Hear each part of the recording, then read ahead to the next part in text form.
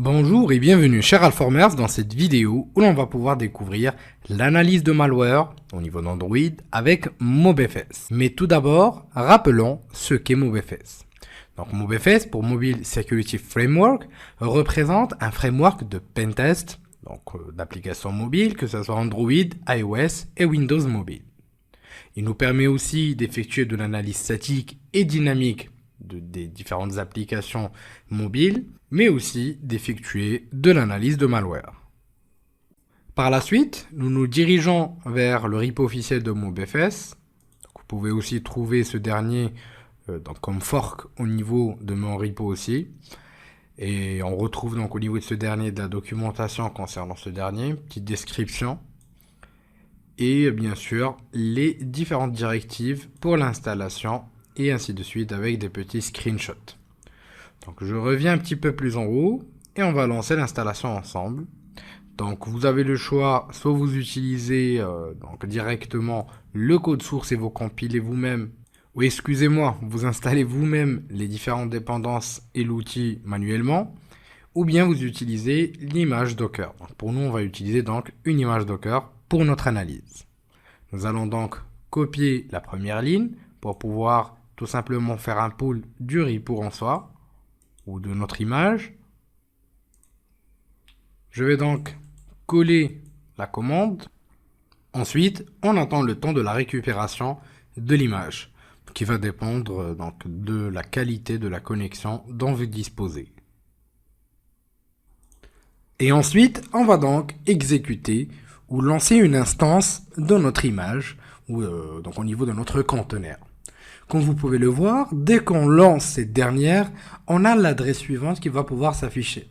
Donc, c'est-à-dire que l'écoute va se faire au niveau de toutes les interfaces, donc au niveau de notre machine, sur le port 8000. Nous allons donc lancer une petite instance Firefox et nous allons nous connecter sur le port 8000 pour voir ce qu'on va pouvoir récupérer. Donc 127.0.0.0.0.1 et la connexion se fait sur le port 8000. Donc j'ai dû laisser les paramètres proxy depuis la dernière petite vidéo que je vous ai faite. Donc là je vais les enlever et je vais relancer la connexion. Et comme vous pouvez le voir ici, on a notre MobFS qui a été chargé correctement. Maintenant, tout ce qu'il nous reste à faire, c'est de pouvoir aller chercher les différentes applications analysées, c'est-à-dire les APK. Dans notre cas, nous allons utiliser le dossier ou le fichier malware que vous allez trouver au niveau des ressources qui contient 3 applications, donc 3 APK à analyser. Nous en analyserons ensemble une seule et je vous invite à continuer à l'analyse tout seul, donc de manière autonome. Et n'hésitez pas à revenir sur moi si vous avez des questions complémentaires. On commencera donc par analyser la première application que je vous ai fournie, donc le Google APK ou le Google Play.apk, à savoir que toutes les applications que vous allez analyser sont des vrais malwares, c'est-à-dire des vraies applications malveillantes. La première chose qui nous frappe à l'œil, tout d'abord, c'est l'icône qui est détectée. Donc c'est une icône qui est cachée, comme vous pouvez le voir ici, Hidden Icon. Donc ceci généralement est une action qui est souvent exploitée ou une approche qui est souvent exploitée par les malwares pour pouvoir se cacher dès que l'application est installée. Donc par exemple ici, rien qu'avec le nom et avec l'icône cachée, on peut considérer que les hackers vont utiliser donc tout simplement cette application en tant que mise à jour ou fausse mise à jour pour Google Play. Donc mais on verra à la fin si nos soupçons sont réels ou pas. Par la suite, vous avez un petit score général par rapport au CVSS ou le score relatif aux vulnérabilités, donc généralement calculé par rapport aux différentes vulnérabilités qui sont trouvées, mais aussi à la base donc des CWE, c'est-à-dire des erreurs au niveau du développement, donc au niveau du code.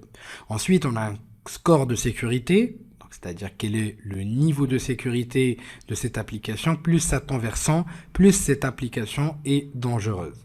Côté tracker, nous n'avons pas trouvé de détection. Par la suite, on a des informations sur le fichier, le nom, la taille et les différents hashes. Nous pouvons donc par exemple utiliser ces différents hashes. On peut donc se diriger vers VirusTotal et effectuer une recherche à la base de ce dernier. Donc moi-même, j'ai déjà effectué l'analyse, d'autres personnes aussi, donc les 2 jours, donc ça par contre, c'est pas moi. Et regardez, donc rien qu'avec le hash, on peut récupérer beaucoup d'éléments intéressants. Donc les signatures, c'est ce qui est le plus important. Donc rien qu'avec le hash, on peut voir que ceci est déjà relatif à un banker, donc un trojan banker. Donc on en verra ou on essaiera d'avoir plus d'informations au niveau de notre analyse. Vous pouvez aussi récupérer plus de détails, donc sur l'APK qui est en train d'être analysé, les différents noms qui ont été utilisés, comme vous pouvez le voir par rapport à cette application, lors des différentes analyses, ainsi que des informations globales sur l'application. Donc on aura à peu près les mêmes informations avec bien sûr plus de détails. On a aussi la possibilité de voir les différentes relations entre les différents entre l'APK et les différents autres malwares, ou bien avec les domaines qui sont enregistrés et les IP qui communiquent avec l'application. Dans notre cas, il n'y a pas vraiment quelque chose qui frappe à l'œil, mais bon, on reviendra ici par la suite. Donc le comportement, behavior, donc voilà, les résolutions DNS qui sont faites, le trafic IP par quoi il passe, et les actions sur le système. Donc on reviendra vers ces différents éléments par la suite. Et bien sûr, nous avons différents commentaires donc par rapport à l'application, et notamment, donc parfois, donc par exemple ici, donc comme vous pouvez le voir, une petite analyse qui a déjà été effectuée par rapport, donc ou par l'équipe DZ par rapport à ce malware, comme vous pouvez le voir ici. Donc on en discutera par la suite. Donc on reviendra sur cette partie-là. On va d'abord avancer sans pour autant connaître ce qu'il fait à l'avance. Par la suite, on remarque des informations sur l'application, telles que le nom, donc comme ici Google Play Services, et le nom du package. Donc rien que ça, donc cela va tout simplement nous orienter vers le fait qu'on est devant un malware et non une application légitime. Le nom de l'activité par ici, le SDK visé, donc le minimum, ça reste, le targeted c'est le 22, le minimum c'est le 16, le max, il n'y en a pas. Quoique, à part le nom du package, les autres éléments sont assez bien faits, donc même par rapport à la version et la version du code. Donc en descendant un petit peu plus en bas, on peut choisir de rescanner ou de lancer une analyse dynamique. Donc, au niveau de cette partie-là, nous ne verrons que la partie donc, statique. Par la suite, vous pouvez bien sûr voir le code en Java qui a été récupéré. Donc là, on a les différentes classes et compagnie. Donc vous pouvez cliquer sur, bien sûr, les différentes classes Java et vous avez les différentes informations qui ont été décortiquées. Donc comme vous pouvez le voir ici, on a vraiment la plupart du code qui a été récupéré. Mais vous pouvez aussi tomber dans des cas où on a des offuscations de code. Donc je vais revenir vers mon analyse. Donc bien sûr, vous pouvez tout télécharger, incluant l'Android manifeste que vous pouvez voir ici. Donc nous n'analyserons pas ce dernier de manière statique, puisque on a une analyse qui a été effectuée préalablement par MoBFS. Ensuite, on a le certificat de sécurité. Et rien qu'avec le certificat de sécurité, on peut comprendre beaucoup de choses. Donc généralement, si on a des certificats qui sont signés par des autorités connues, donc là, il n'y a pas de souci. Donc généralement, c'est pas toujours le cas par rapport au malware. Donc généralement, on trouve des certificats de débogage, donc qui sont généralement jamais utilisés en prod. Regardez les dates. Donc de 2017 jusqu'à 2024, donc une validité quand même d'une 30aine d'années, enfin à peu près, ce qui est quand même assez gros. Regardez ici aussi les noms, les différents CN, le O, les C, donc Android Debug, Android US. Donc là, encore une fois, c'est une autorité, c'est même pas une autorité de certification, c'est carrément donc le certificat qui est utilisé lors donc du debug ou lors du développement et du test de l'application. Donc regardez, même ici, on a l'outil qui nous dit, voilà, ce certificat n'est pas bon. Par la suite, on va descendre un petit peu plus en bas. On a les différentes permissions Android. Donc il y a les permissions normales, il y a les signatures, et on a les permissions dangereuses. Donc on remarque ici qu'il y a quand même beaucoup de permissions dangereuses, telles que la lecture des contacts, la réception des SMS, la lecture des SMS, l'envoi des SMS, l'accès à Internet, la modification des paramètres et même voir la manipulation du réseau, c'est-à-dire les connexions Internet, etc., etc., et la communication avec l'extérieur. Donc tout ça, ou même, pardon, excusez-moi, la lecture, la modification et la suppression de données sur la carte SD. Donc rien que ces permissions restent quand même assez dangereuses par rapport à n'importe quel type d'application. Puis un peu plus en bas, ici, on n'a pas trouvé de librairies qui sont récupérées. Ensuite, ou qui sont utilisées, pardon. Donc ensuite, on retrouve les API Android, donc avec les codes, bien sûr, spécifiques à ces API qui sont appelés, donc comme la réflexion, le décodage en base 64. Donc là, on a vraiment tous les éléments qui sont spécifiés ici. Les opérations sur les fichiers. Donc il suffit de cliquer pour pouvoir découvrir ces différents éléments au niveau des codes, comme vous pouvez le voir ici. Là, on a vraiment tous les codes qui sont donc qui ont été décortiqués ou qui ont été désassemblés, ou le code qui a été désassemblé avec succès. C'est pas toujours le cas, mais là on peut vraiment lire tout le code, enfin quasiment, pas vraiment tout le code, mais voilà, c'est assez compréhensible pour comprendre ce que fait donc l'application. Nous n'allons pas nous attarder dessus, on va se focaliser sur le résultat. Donc on a aussi les classes spécifiques à l'envoi d'SMS, connexion en HTTP aussi.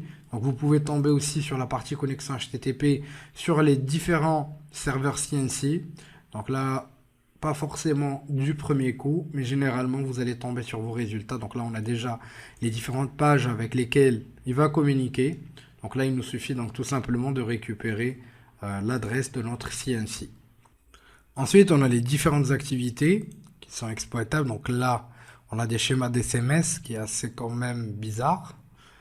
Des informations sur le manifeste, donc c'est-à-dire quel est le problème qui a été trouvé et sa sévérité.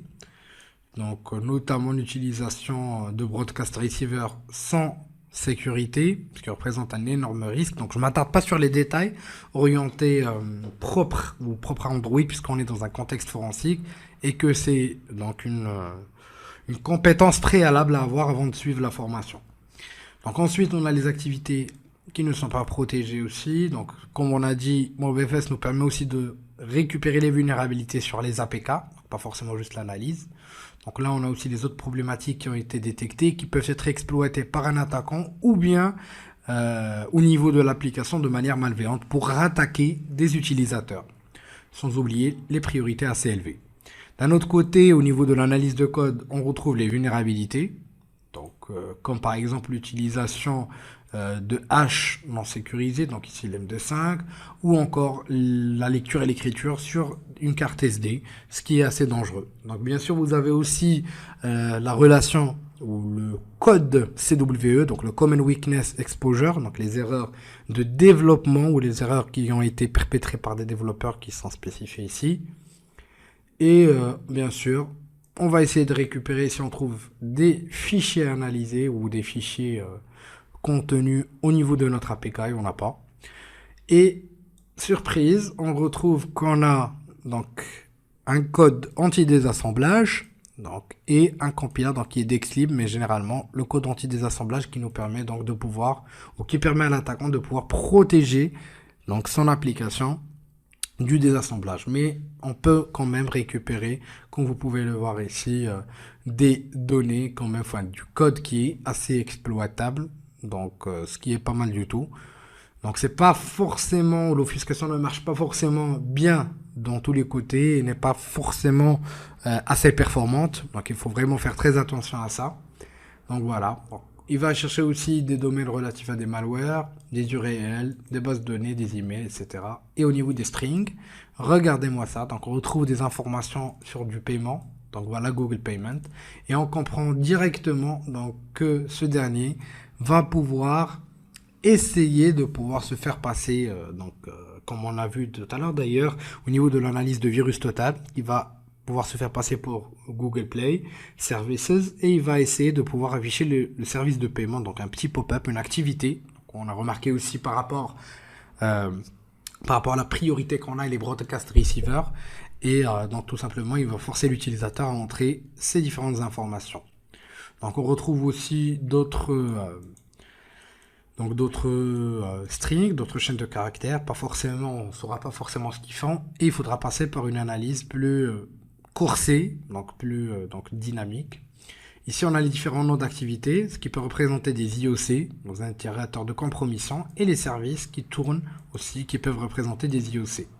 Les broadcast receivers qu'on retrouve ici, les librairies, on n'a pas, content provider, où il n'a pas réussi à le trouver. On a les fichiers qui ont été récupérés depuis notre application. Parmi eux, on retrouve le certificat qu'on a pu exploiter tout à l'heure. Bien sûr, tout n'est pas aussi facile à analyser. Vous pouvez tomber sur des cas où il faudra effectuer une analyse complémentaire manuelle.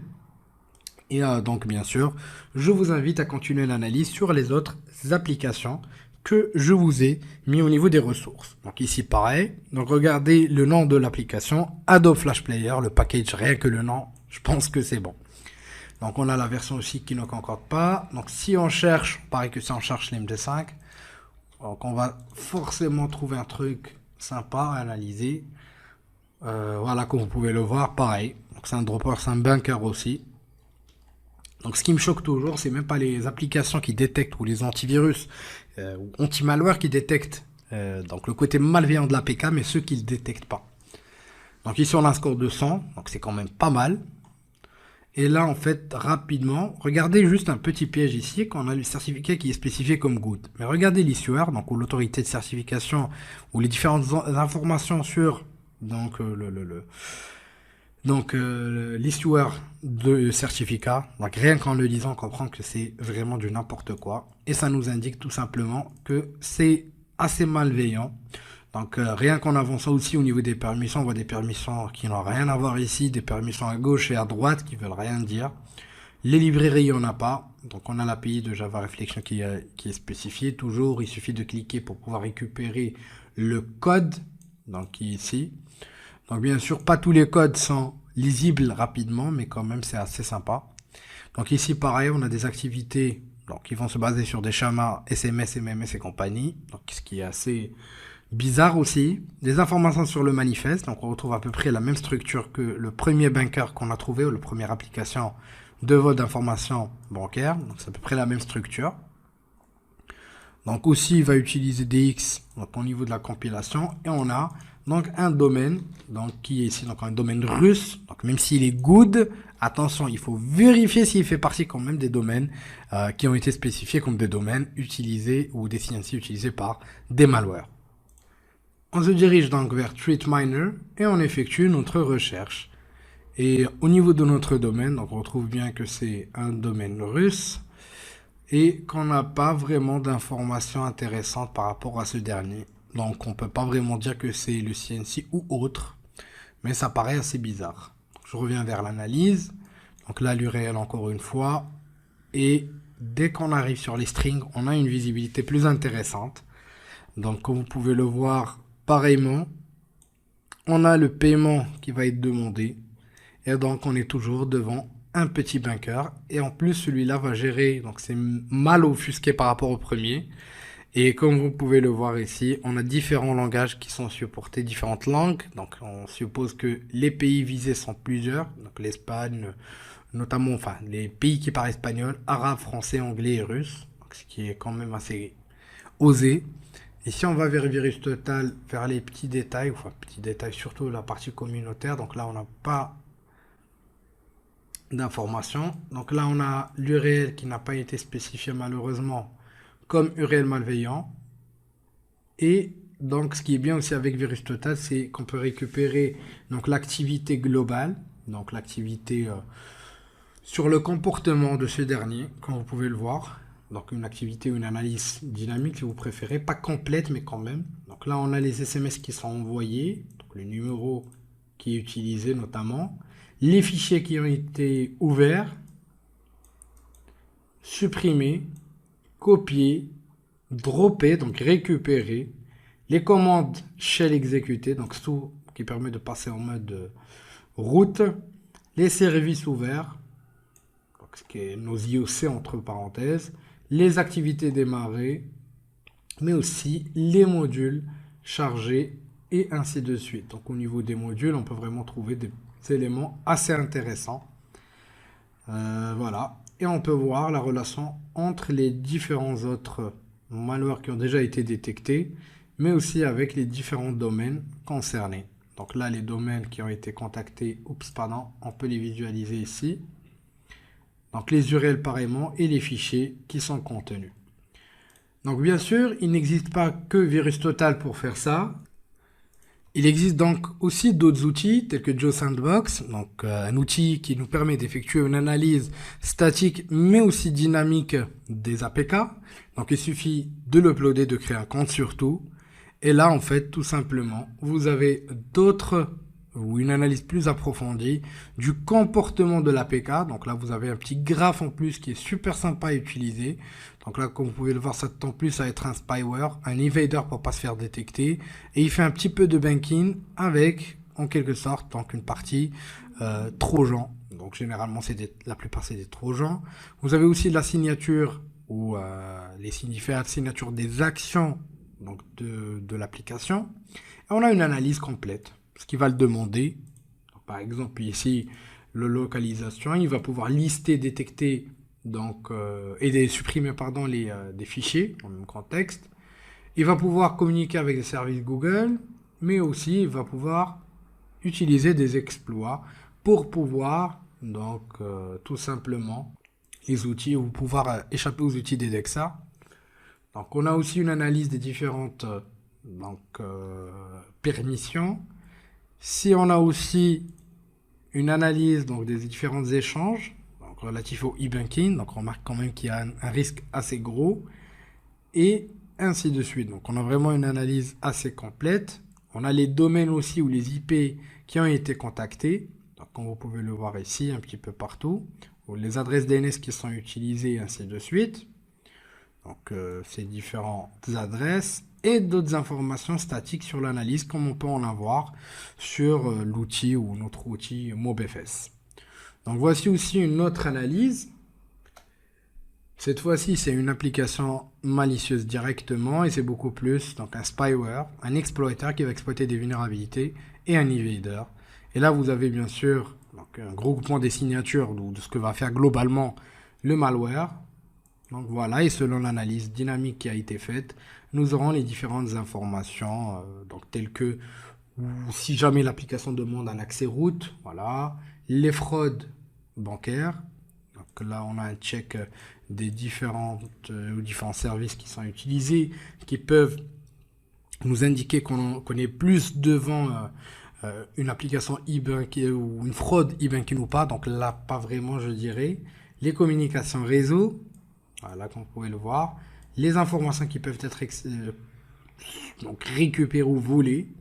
Donc là, par exemple, créer des SMS ou des data SMS. Donc, pareillement, bien sûr, vous pouvez récupérer le code des assemblées. Les permissions, on supervise et on récupère aussi les informations sur la carte. Donc, SIM, ce qui est assez dangereux et bizarre. On a une création donc, de fichiers qui va être effectuée. Donc, ici, là. Et on a aussi d'offuscation donc, de données. Donc là, on a quand même un code qui est caché, ce qui est assez suspicieux. Des techniques anti-debugging aussi, et ainsi de suite. Et donc, vous avez ici la liste de toutes les informations, mais aussi une petite visualisation, donc une petite visualisation de l'application, donc c'est-à-dire des screenshots de l'application, de ce qu'elle va faire. Donc, regardez, hop. Donc, l'application semble être une application de base, mais en fait, derrière, ça cache vraiment beaucoup de choses. On a les domaines contactés, par pays bien sûr. J'adore JoSandbox rien que pour cette partie-là. Donc la partie dynamique, donc c'est vraiment incroyable comme il le fait bien. L'icône ainsi que l'analyse statique de l'application comme vous pouvez le voir ici. Ce qui est bien aussi, c'est qu'on peut récupérer le tracking des requêtes HTTP. On peut les analyser, ce qu'il a allé chercher ou ce qu'il est allé chercher ou pas. On a vraiment toutes les informations, tous les échanges, les paquets en HTTPS aussi, donc on a une interception, etc., etc. Donc les méthodes aussi qui ont été analysées pour récupérer les informations susceptibles de nous ou de diriger nos analyses. Sur ce, je vous dis merci de votre confiance, chers Alformers, et à la prochaine vidéo sur Alpha.